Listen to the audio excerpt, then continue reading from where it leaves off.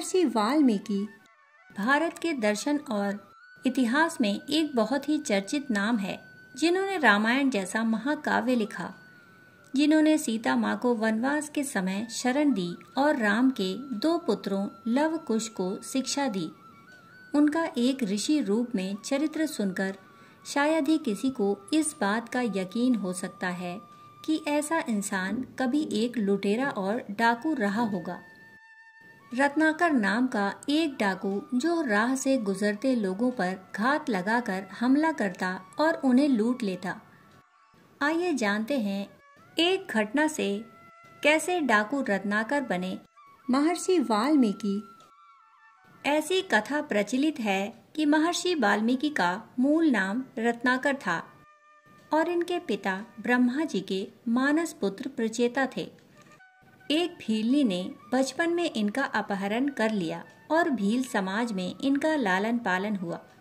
भील परिवार के लोग जंगल के रास्ते से गुजरने वालों को लूट लिया करते थे। रत्नाकर ने भी परिवार के साथ डकैती और लूटपाट का काम करना शुरू कर दिया, परंतु ईश्वर ने इनके लिए कुछ और ही सोच रखा था।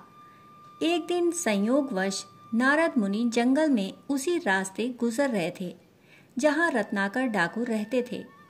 डाकू रत्नाकर ने नारद मुनि को पकड़ लिया। इस घटना के बाद डाकू रत्नाकर के जीवन में ऐसा बदलाव आया कि वह डाकू से महर्षि बन गए।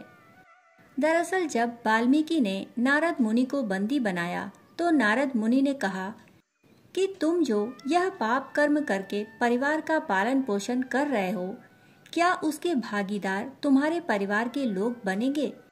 जरा उनसे पूछ लो।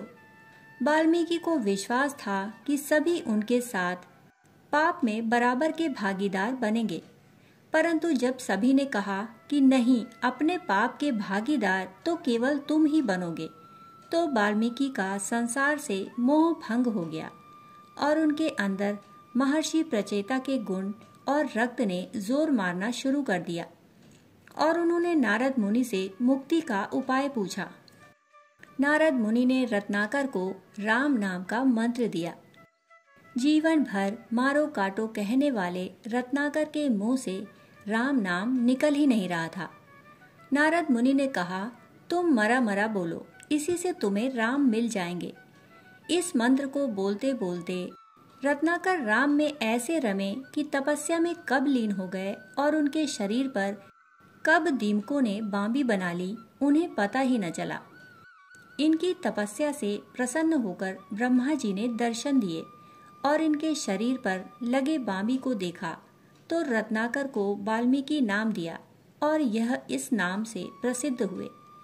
ब्रह्मा जी ने इन्हें रामायण की रचना करने की प्रेरणा दी, परंतु रत्नाकर को यह पता नहीं था कि वह किस तरह से रामायण की रचना करेंगे। एक नदी तट पर सुबह पहुंचे तो क्रौंच पक्षियों के जोड़ों को प्रणय करते देखा। उसी समय एक शिकारी ने तीर से क्रौंच के नर को मार दिया। इससे महर्षि इतने आहत हुए कि उनके मुख से सहसा एक शाप निकल पड़ा। मां निषाद प्रतिष्ठाम त्वम गमः शाश्वती समाः यत् क्रौंच मिथुनाद एकम अवधि काम मोहितम। यानी जिस दुष्ट शिकारी ने प्रेम में लिप्त पक्षी का वध किया है, उसे कभी चैन नहीं मिलेगा। शाप देने के बाद महर्षि सोच में पड़ गए कि उनके मुख से यह क्या निकल गया। नारद मुनि उस समय प्रकट हुए और उन्हें कहा कि यही आपका पहला श्लोक है जिससे आप रामायण की रचना करेंगे। उस संस्कृत के श्लोक के बाद महर्षि वाल्मीकि ने संस्कृत में रामायण की रचना की और उनके द्वारा रची गई रामायण वाल्मीकि रामायण कहलाई। इन्हीं के आश्रम में देवी सीता ने अपने दोनों पुत्रों लव और कुश को जन्म दिया।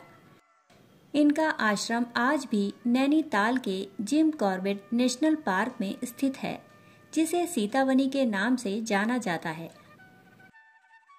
दोस्तों, कहानी सुनने के लिए आप सभी का बहुत बहुत आभार।